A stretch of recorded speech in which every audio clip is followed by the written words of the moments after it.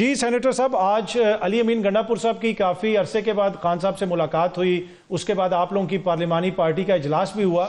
کیا پیغام آیا عمران خان صاحب کا؟ کیا فیصلے وغیرہ کیے آپ نے؟ بسم اللہ الرحمن الرحیم. یکا نعبد و یکا نستعین. دیکھیں پارلیمنٹری پارٹی کے ابھی تک وہ جب ڈیٹیلز آ جائیں گی باہر آپ کو بھی پتہ چل جائے گا، مجھے بھی پتہ چل جائے گا. لیکن آپ نے پہلے سیگمنٹ میں دو بڑے امپورٹنٹ ایشوز کو آپ نے ایڈریس کیا ہے.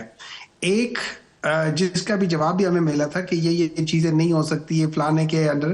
مجھے سمجھ نہیں آتی کہ یہ ہمارے کیا ہائی کورٹ کے ججز کو ان سپریم کورٹ کے فیصلوں کا نہیں معلوم تھا کہ ان لوگوں نے یہ، اور خاص طور پہ چیف جسٹس صاحب جو ہائی کورٹ کے، ان کو نہیں معلوم تھا کہ وہ کیا غلط کر رہے ہیں.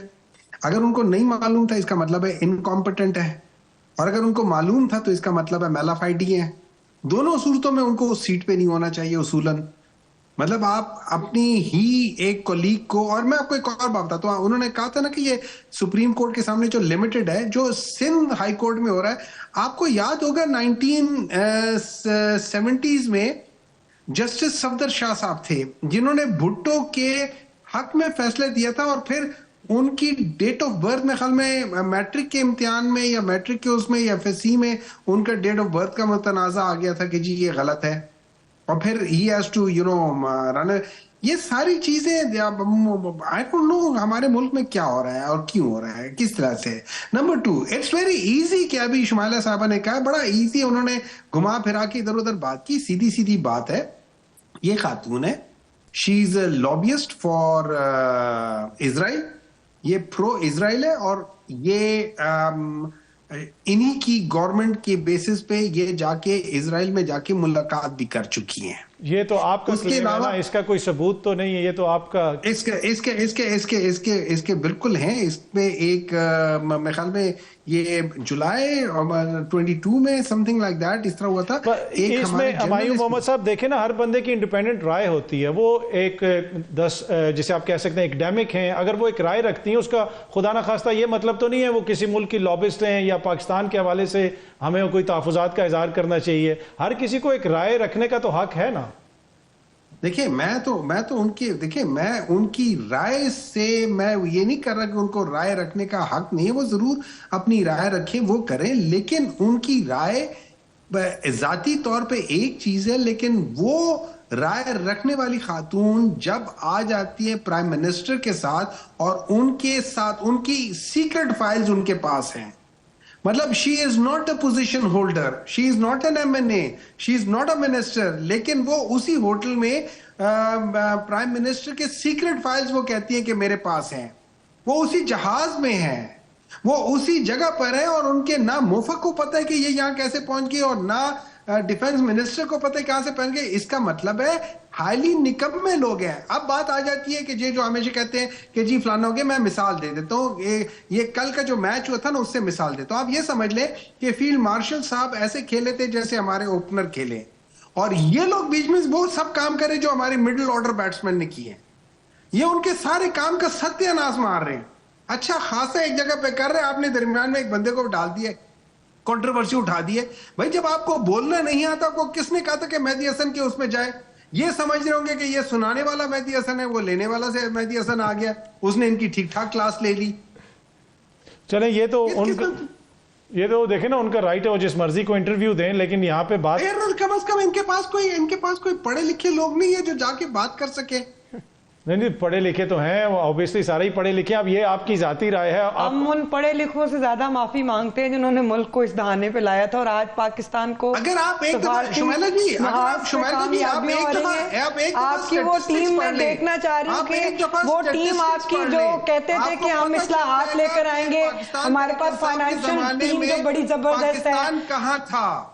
تو وہ ٹیم آج تک ہم نے دیکھی نہیں. سر میں تو میری خواہش تھی کہ آپ کی گورنمنٹ میں وہ لوگ سامنے آتے جنہوں نے پاکستان کو غربت سے نکال کر سامنے لے کر آنا تھا، جنہوں نے پاکستان کی جو معیشت ہے اس کو آگے لے کر آگے جانا تھا. میں تو آپ کے دور حکومت میں ان لوگوں کو تلاش کرتی رہی ہوں کہ جو آپ نعرے لگاتے تھے اپنے، آپ لوگ اپنی تقریروں چلیں ہمیں ذرا گفتگو کو آگے بھی بڑھانا ہے. وہ لوگ کہاں گئے جس وقت آپ کو ان لوگوں کی ضرورت تھی؟ سر آپ کی حکومت جو ہے اس کو زوال آ رہا تھا اور عوام جو ہے وہ پس رہی تھی. تھوڑا گفتگو کو آگے لے کے چلنا ہے. محمد صاحب میں آتا ہوں آپ کے پاس. وہ بیسیکلی شمائلہ پوچھ رہی ہیں کہ وہ بزدار صاحب کدھر ہیں جنہوں نے پنجاب کو بدلنا تھا. تو آپ ہم نے تو بزدار صاحب کو بالکل نہیں لیا. پنجاب میں ہیں یہ ان کے ساتھ ہی ہے. یہ لوگ نہیں وہ تو آپ کے وزیر اعلیٰ تھے نا. وہ تو آپ کیا آپ اپنے وزیر اعلیٰ کو تو آن کریں.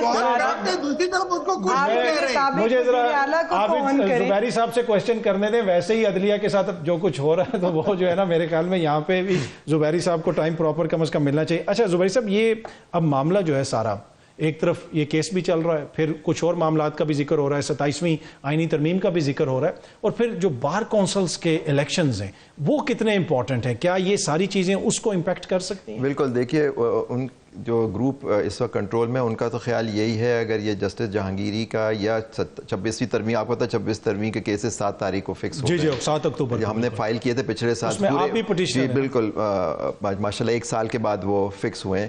تو ان کا خیال ہے کہ اگر اس سے پہلے یہ فیصلے آ جاتے ہیں تو ان کے الیکشن میں مشکل ہوگی. دیکھیں سارا میں سمجھتا ہوں کہ سب سے 2 امپورٹنٹ الیکشنز ہوتے ہیں سپریم کورٹ بار ایسوسیشن کا اور خاص طور پہ بار کاؤنسل کا, کیونکہ ان کا ٹینیور 5 سال کا ہوتا ہے اور دیٹس اے ریگولیٹری باڈی.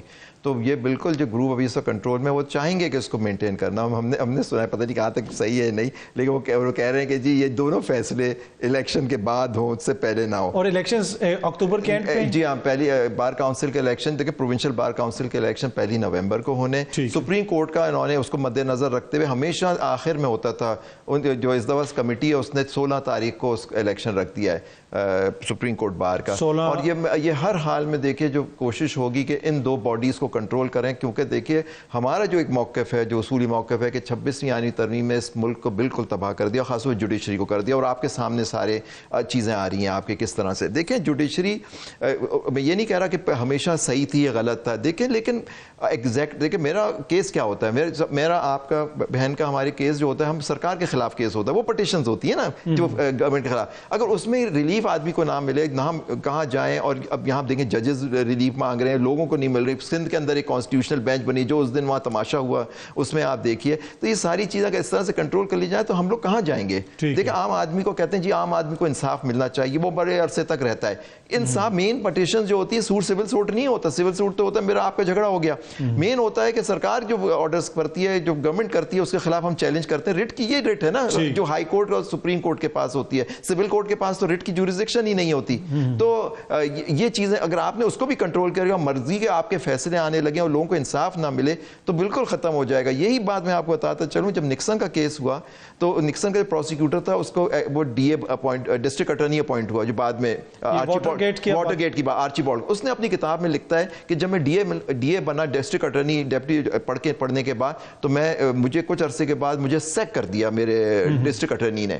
تو میں نے کہا سر میں نے تو سارے کیسز جیتے ہیں. انہوں نے کہا جب بھی تو میں تمہیں سیک کر رہا ہوں, اگر سرکار سارے کیس جیت جائے تو سسٹم پہ سے اعتماد اٹھ جائے گا. آپ اس کی کتاب پڑھ لیں آرچیبالڈ کاکس کی. یہ ہے امریکہ کے اندر چیزوں پہ کہ آپ کا اعتماد جو ہوتا ہے کہ آپ کو سرکار کے خلاف یا ان کے خلاف کوئی آپ کو فیصلے ملے. لیکن اگر جیسے پہلے پتا ہو, وہ کہتے تھے جی بینچ کی کانسٹیٹیوشن سے پتا, اب ہمیں پتا ہوتا ہے بینچ کی کانسٹیٹیوشن سے اب کیا فیصلے ہوں گے.